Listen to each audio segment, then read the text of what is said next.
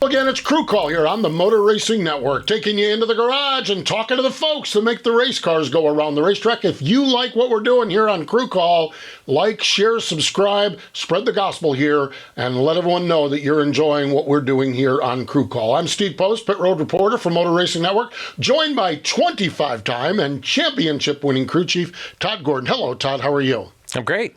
Off a great weekend at Dover. I mean, I saw people all over the racetrack. Kudos. I'm going to give kudos to Goodyear right off the bat. Right, okay, I'm going to be that guy because they take so much beating because people want to talk about different things. Goodyear's done such a good job at helping our racing. You look at the race that we had at Sonoma, where you had to manage tires. Yeah, I mean, you're right. You think about what they've done with the road course program, and they brought a softer left side compound, a new construction change to Dover this weekend. So both tires were new, hadn't been tested. But that left side tire rubbered in the racetrack. Even before the competition caution at lap 35, you saw guys three grooves up the racetrack, really widen the racetrack up. Although at Dover, you still have to exit one groove. Right, yes. It's still difficult to pass, but Goodyear did a great job of bringing a tire that really made the racetrack, opened up the opportunity to get out of dirty air. Yep, absolutely. So great stuff for Goodyear, no doubt about that. Really, really cool. I want to talk about something when you're at the top level of this sport, like a Joe Gibbs Racing, like a Team Penske where you're at, or Hendrick, and you make a change. And there was a change made at Joe Gibbs Racing. You have the very successful Chris Gabehart, Denny Hamlin combination. And, okay, we're going to change for the global picture. And we all understand where Chris Gabehart's role is now. But it's like Chris Gale, move on over to Denny Hamlin. Chris had won 2 races prior to that, with 2 with Eric Jones. I would dare say the move with Chris Gale and Denny Hamlin has certainly not altered the performance of that 11 car. In fact, maybe even has generated a new enthusiasm over there. I think it's good. I think it's really good. And kudos to Chris Gale, because I was involved in a crew chief swap at Team Penske. Right. But it wasn't a crew chief swap. It was really a number spotter driver swap. Okay, yeah. Because I got to keep my engineers, I got to keep my road crew, I got to keep my pit crew. Like my team stayed the same. All the people that I was in charge of stayed the same. And you just the only one I had was a new spotter and a new driver and a new sponsor number, right? Chris Gale got plopped out of the 54 team, and he's the only guy, the crew chief, that got injected into Chris Gabehart's vacancy. So he didn't have his guys. He had to create those relationships and work his way forward. And not only a relationship with the driver, but with engineers, with car chief, with mechanics, with everything. And he's done a phenomenal job of it. 4 wins so far this season. Doing the things that I knew he was capable of doing, but you didn't know what the time frame to get to this point would be. You nailed it right there at the end, the time frame. They are hitting on all 8 cylinders here halfway through the year. Yes. And to me, listening to Chris Gale at the end of that race, the decision to keep Denny out, he knew who he had as his driver. Was his only way to win.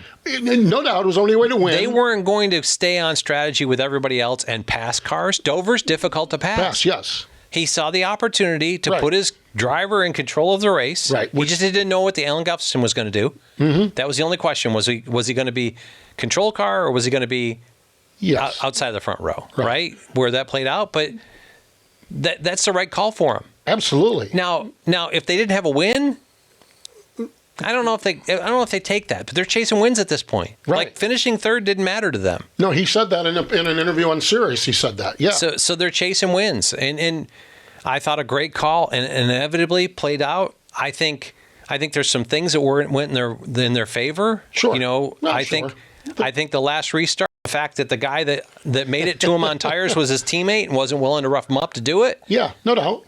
If that's Chase Elliott on 2 tires there, if it's Joey Logano on 2 tires there, it's probably a different outcome, you know. But it worked out. A good call by Chris Gabehart, or by Chris Gale. Yeah, exactly. Still want to put Gabehart in the 11. And working forward from that, a great call there. I want to defend Alan Gustafson because there's been so many haters on it. God. Alan Gustafson was in control of the race. The worst he was going to come out was 6th because of the way the cycle had happened, the fact that the 20 and the 3 had stayed out. Yep. They were going to take 4, so those 2 were coming. There's only 6 cars coming to pit road, so the worst you're going to start is 4th if you come down pit road. Chase Elliott said he didn't really think the car balance was where they wanted it to be for the long run. Yeah. He came down and put 2 tires on it. He did the right thing. Did he win the race? No. Sometimes you do, sometimes you don't. The right thing doesn't always yield a win. Yes. That is for sure. You mentioned that teammate that Denny Hamlin had to race for the win. Yes. Chase Briscoe. That's what we're going to talk about today. We are going to talk to his crew chief, James Small. He joins us next here on Crew Call. The NASCAR channel is available now on Tubi. Tell 'em we got it. 24/7 news, documentaries, with access to the exclusive NASCAR Vault. The NASCAR channel, always on, always free, only on Tubi. Welcome back. It is Crew Call here on the Motor Racing Network. We talked a little bit about that second place finish up at Dover for Chase Briscoe. Let's go over to Gibbs Racing. Joining us is his crew chief, James Small. Hello, James. How are you? I'm doing good, thanks. How are you guys? Good. Always good to catch up with you, and I think especially now you've got that win at Pocono, you got a couple second-place finishes. Looks like you've got that 19 car rolling along in pretty good shape right now. How do you feel? What's the sense of where you guys are at right now? Yeah, I know, definitely. It's been a really great, last couple of months. You could feel we were starting to build momentum there, and having really good qualifying performances, and then. We've just been working away, and finally it started to, pay off, and, we've had a number of good results here. So really proud of the effort everyone's been putting in, and you just got to keep it going now. The piece that is amazing to me is the last 2 weeks, and this is the last 2 weeks are the perfect example of it, but it's happened multiple times this year. The last 2 weeks, you've gone to racetracks that you and the 19 team have been really successful at. Martin Truex Jr. You inject Chase Briscoe into your program, and you look like the same team that ran that way last year with Martin Truex Jr. Like that ability of Chase jumping in and just, your race cars are really good. We know that. But sometimes that transition of putting somebody else in it, they have to learn their ways. It seems like you guys haven't missed a step with the driver change.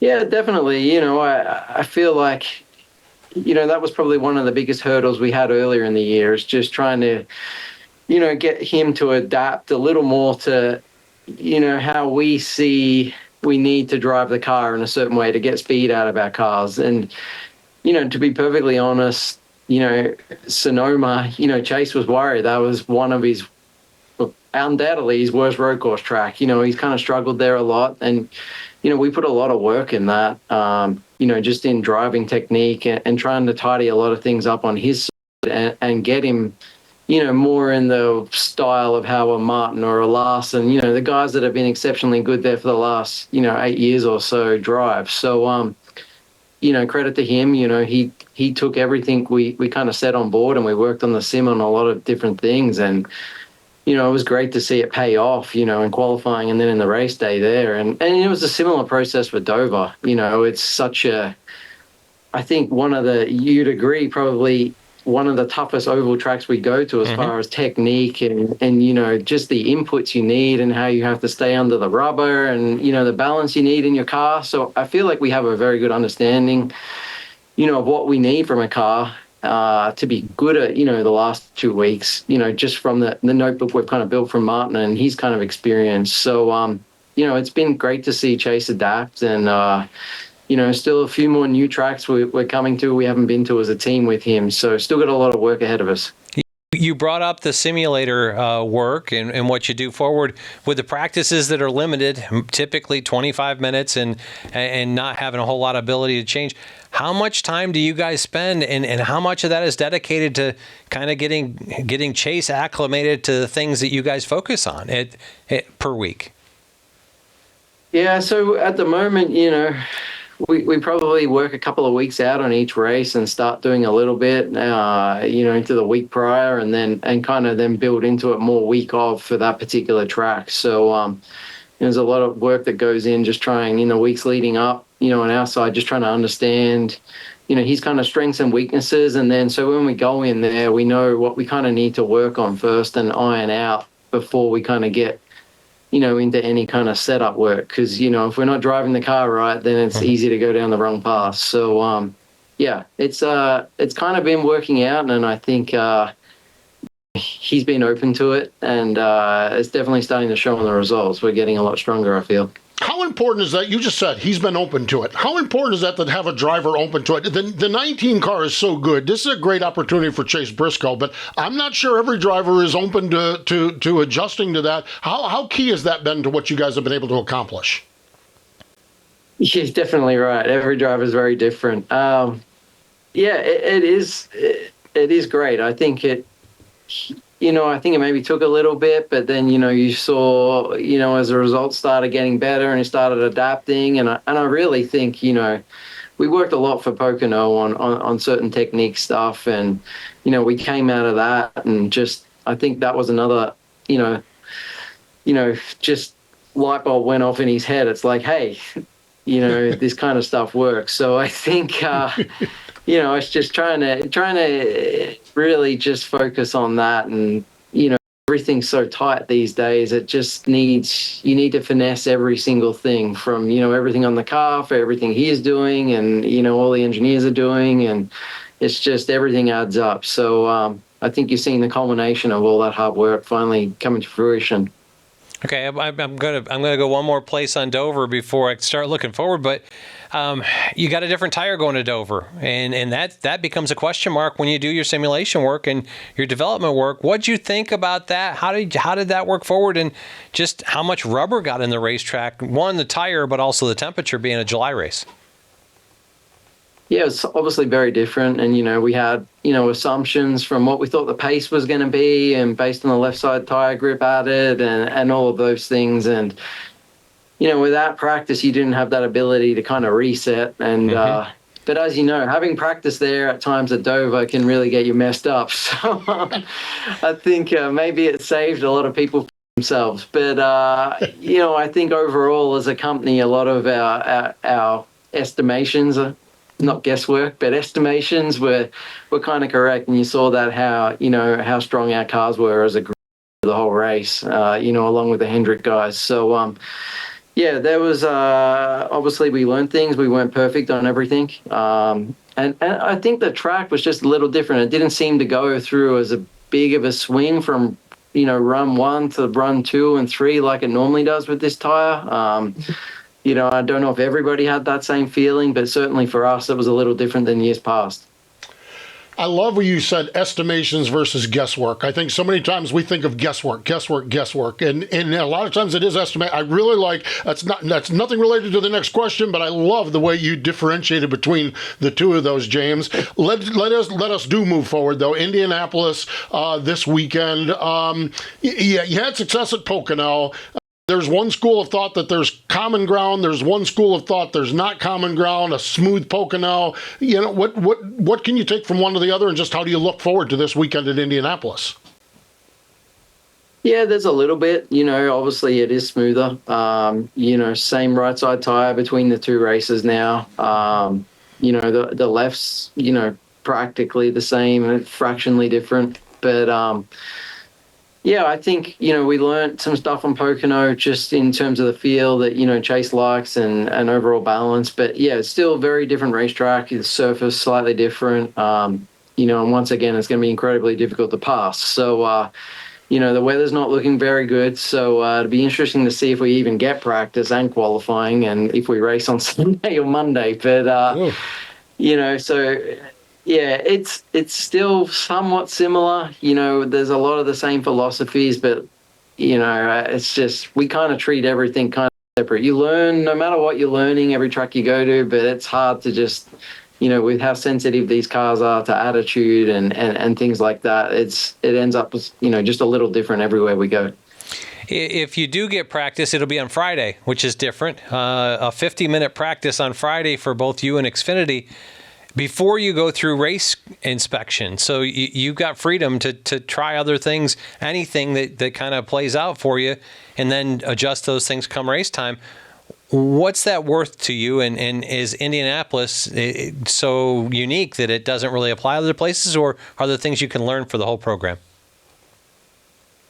It's kind of unique in its own beast, just being so flat and everything like that, and just how traffic sensitive it is in terms of what you need to do with some of your setup variables that, maybe you wouldn't have to do at other places. So, it is nice though, just to be able to go there and, you're not handcuffed, once you get there. If you make a wrong decision or you're off on balance, you can have the ability to adjust on anything you want. So from that side of things, it definitely is, very beneficial for us and the engineers. We'll go there with a plan, with our best guess as if it was just a normal practice, but at least we'll have some options, shift nose weight, want to change springs if we need to and things like that, which is kind of a luxury, in this day and age. So, I'm sure, well, hopefully we do get to practice, but, I think it'd just be nice for Chase to get a really good feel of how our car's there, because I'm sure it'll be a lot different to what he experienced last year. James, don't need to know any details on this, but is this kind of a chance for a global team practice? In other words, Chase wants to try something, you guys on the 19 try something, 11 team try something, 54. Is there an opportunity to do that, or is it 4 individual teams working on their own programs? If I'm perfectly honest, it's just 4 individual teams working on their own programs. So yeah, I always liked it that way. Me too. There's too many egos and opinions for us to all be aligned. So, but that too, you get to just learn things. So, if one of us is off, you can always look at where your teammate is and what variables they may have different. And so you don't really need to have, just a set plan of, we're going to go like this, you do that, you do that. It kind of just, naturally happens that way. And, I think it's good. It just allows everybody to think for themselves as well, rather to be constrained in their thinking. What does this race? I mean, this is like hollow ground for Chase. This is home for him. What does that add in pressure? I don't know if it adds much pressure to him, but I guarantee it adds a lot of motivation to him. I think more than anything, he would want to win this race on the oval. For all of us, we know how special this place is, and to get a chance to go there in, top level equipment and, really have a crack at it, I think, hopefully he gets after it. So, we're really looking forward to it. It's been a tough deal for us on the 19. I think even back on the 78, every time we'd been there, we crashed on the oval. I think we crashed on pit lane 3 times. So, we really have had fast cars there and never came away with anything. So, I'm super excited, and so is the whole team, to just try and get there and have a great result. James, last question for you, and we're right up against the time window here, and it's a loaded question, if you will. The race basically 3 stages, 50 laps, and 60 laps outside of a fuel window. How do you prepare for that? What do you have in your mind when you go into a race like that? Also knowing that you can pit and not lose a lap at Indianapolis as well. Yeah, it's a little bit like Pocono, and it's so, you saw last year's race just kind of get crazy with so many different strategies going on and different fuel levels and a lot of fuel saving. And, ultimately, as we all know, we hate to talk about it, but it's going to come down to track position. So it's going to be incredibly hard to pass. So, it's a pretty simplistic race unless you start getting cautions coming out. And, that's when it kind of starts to you get all those forks in the roads and you got to make decisions. So, whatever you can do just to maintain track position, and hopefully if you are up front, you can run a pretty straightforward race and not have anything, random cautions that allow people to kind of do different things and put you behind. So it's just, you can have the best plan going into it, but I'm sure you're gonna have to think on your feet and make some pretty quick decisions depending on what's going on at the time. I am sure it's going to be fascinating to watch, that's for sure. James, congratulations on the recent success that you guys are having. We're going to have fun watching you for the next 5 weeks and then into the playoffs. Thanks for joining us here on Crew Call this week. Yeah, no worries. Thanks for having me. James Small joining us from over at Joe Gibbs Racing. Stay with us. More Crew Call in just a moment. 3, 2, 1. Start your engine. The NASCAR channel is streaming now, exclusively on Tubi. Go deeper into NASCAR with 24/7 news, documentaries, and explore the vault of timeless NASCAR stories and unforgettable races. From crushing defeats to the thrill of victory. The NASCAR channel, always on, always free. Only on Tubi. Welcome back. It is Crew Call here on the Motor Racing Network. Todd Gordon and Steve Post here. You know, we talked at the opening of the show about that 11 team and the crew chief change and how that's not impacted things. Last couple of weeks, that 19 cars look like Martin Truex Jr. It just has. You mentioned at the two racetracks, Sonoma and Dover, but... There's more races than that. Well, yes, true. There have. It's just, I feel like the chemistry, Chase kind of adapting to what the 19 team has done to be successful. He's done a really good job of it. He has, and James and him seem to have good relations. And you see, James seems pretty, open and happy. He just looks like. Fascinating to hear James' perspective on it. I got a buddy that works on the shop floor over there. Okay. And he says there are times Chase Briscoe puts more hours in on the shop floor than some of the crew guys. He's just really in, and I don't mean that he's under the car working on it, but he's around the guys, and not only the road crew, but he's around the shop crew. He said the kid is there all the time absorbing it. But you look at Chase's career, it's a huge opportunity. As James said, we're going to Indianapolis with top flight equipment. Chase Briscoe understands the importance of that. And absorbing the culture. I think that's the biggest thing. He's in a place to, becoming part of the culture. And that's how you do that, is by interjecting yourself into everybody's life, and that way you're part of the group and doing a good job of acclimating to the opportunity that's in front of him. And like he said, you're expected to win here. You're not excited to win, you're expected to win. And I had an interview with Chris Gapart earlier this week, the same thing. Like, the expectation is we win 38 races. We fail. More times, yes. We fail. Nobody has ever been fully, but that's the expectation at this level of a program. And you learn from your failures. So, when Chase when they haven't won, they've learned from it. And I think, it's interesting to hear from James, how much they're asking. I was of a different era, if you go back, where our setups evolved around what the driver wanted. Right. But interesting to hear James talk about the driver having to adapt to what the car wants. Mm-hmm. Which kind of makes sense. It's just the evolution of where we've gotten to. Well, exactly. That 19 car's always been fast. Mm-hmm. What we're doing is working, yes. But it's really, really neat. That's for sure.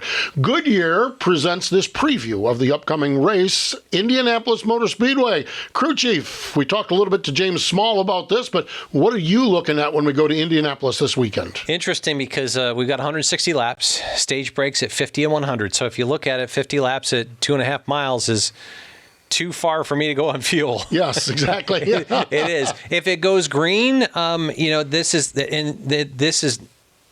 kind of Indianapolis runs like a road course in a lot of ways. Mm-hmm, yeah. That the lap time that you run around there is longer than the lap time you give up coming down pit road to do a pit stop. So you can, as long as you're within a decent margin of the leader, you can pit, get 4 tires and fuel, come back out and not lose a lap, end up on the tail end of lead lap.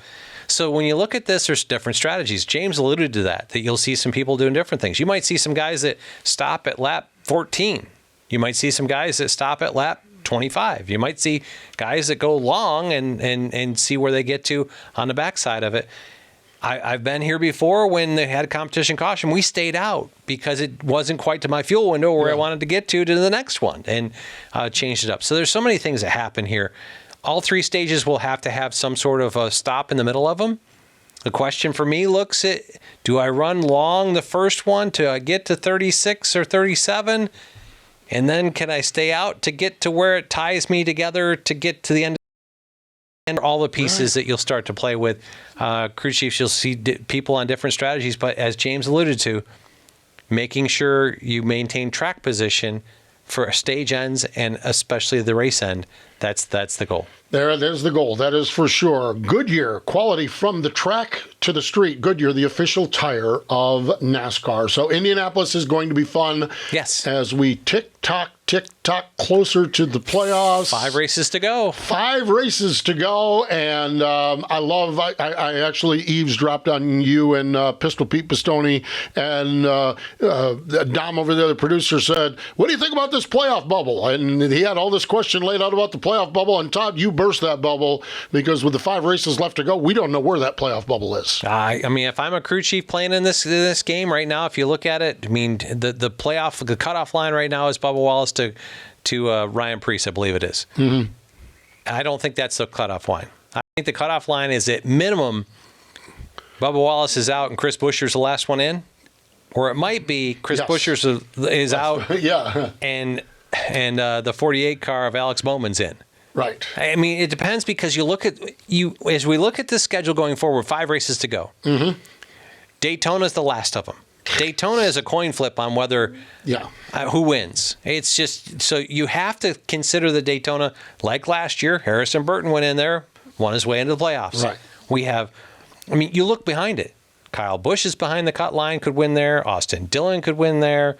Ricky Stenhouse Jr. could win there. I mean, Brad Keselowski could win there. Michael McDowell could win there. Todd Gilliland could win there. I mean, there's so many people. Ryan Preece. Yes. Finished second at Talladega before he got disqualified for having too many shims. But there is so much talent behind the cut line that is capable of winning a speedway race. You're sitting on that bubble. If I'm looking around the bubble, I am counting on there is going to be a winner from below the line. So I can't rest on that. Right. That's Daytona.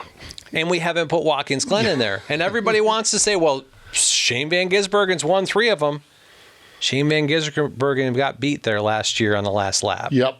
By Chris Buescher. That's right. It can happen. So, and by the way, we go to Iowa and Richmond. Richmond, we had last year. I mean, last year Austin Dillon was. Now we all bring up that he wrecked everybody, but before we got that caution, he had a 4-second lead on the field. Yeah, that late race caution, and Austin did what he did. Yes. But prior to that late race caution, Austin Dillon was going to win that race. He was well off into the sunset. I could barely see him, but then they stopped the picture. And then it got crazy. That is for sure. So, folks, what we're saying is stay tuned. Yeah, these next 5 are going to be great. When you look at it, Indianapolis here, Iowa the following week, we go to Watkins Glen after that, come to Richmond, and Daytona. then end the regular season at Daytona. And by the way, we got a heck of a points race for the point for the regular season point winner. That's right. And that's 15 bonus points.